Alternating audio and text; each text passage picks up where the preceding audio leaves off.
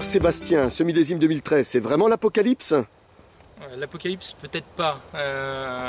Si on veut résumer le millésime 2013, c'est de mémoire de vigneron chablisien, comme un peu partout en France d'ailleurs.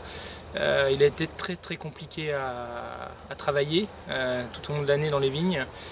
Le printemps 2013, si je ne me trompe pas, a été très long. Quand je dis très long, c'est que la vigne a débourré très tardivement. Donc on savait qu'on allait avoir une vendange déjà assez tardive dès le démarrage. Un printemps un peu froid, on est passé vraiment à la limite des gelées, encore une fois. Mais on a l'habitude sur Chablis, c'est régulièrement que ça arrive. Ensuite on a eu une floraison qui a été très tardive, avec du froid encore. Beaucoup d'humidité, beaucoup de froid, donc une fleur qui s'est très mal faite, une floraison très décalée en fonction des bas de coteaux, des hauts de coteaux, donc des grosses différences au niveau de la fleur. Toujours ce décalage. Ensuite un été qui a été beaucoup moins compliqué que 2012 à maîtriser. On avait eu déjà le 2012 qui nous avait demandé beaucoup de travail, avec beaucoup de présence de mildiou et d'oïdium.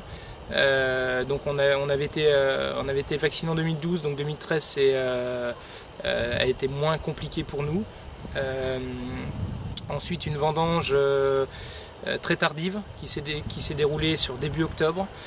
Des vignes qui avant les prélèvements étaient pas du tout mûres, avec des acidités très élevées. Et puis en quelques jours la maturité s'est faite. On a tous été un petit peu pris de court. On ne s'attendait pas à un revirement de situation aussi rapide.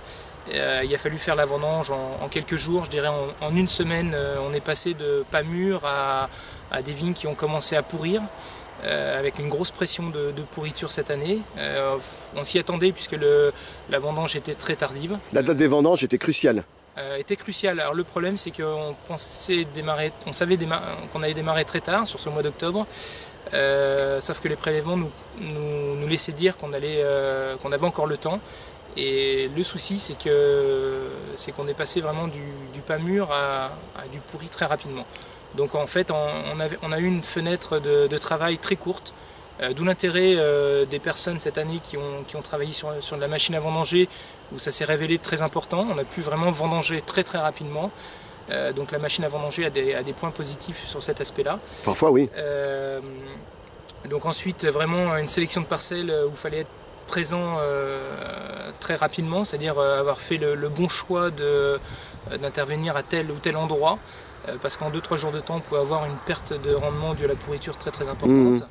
On estime la perte de rendement sur Chablis due à la floraison, aux événements climatiques et ainsi qu'à la vendange avec ces pertes un petit peu de pourriture, de l'ordre de 30% d'une année normale. Donc, ce qui est très important.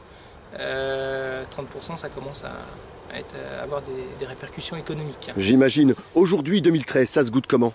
Alors 2013, on est dans la période aujourd'hui sur les fermentations malolactiques. Donc certains vins sont quasiment terminés ou terminés, d'autres pas encore. On avait des acidités maliques très importantes, donc des vins qui étaient assez durs après les fermentations alcooliques, qui sont déroulés très simplement. Au niveau des fermentations, on a des vins qui se font assez facilement.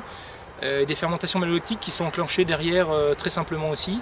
Et on s'aperçoit que sur certaines cuvées, on a des acidités maliques après la fermentation malolactique qui s'est déroulée très rapidement, des acidités maliques qui sont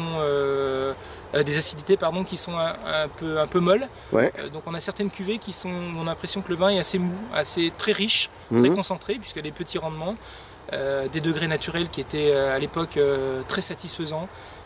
Donc voilà, je pense qu'on aura quand même un bel équilibre sur les vins, suivant ce que les viticulteurs vont décider de faire.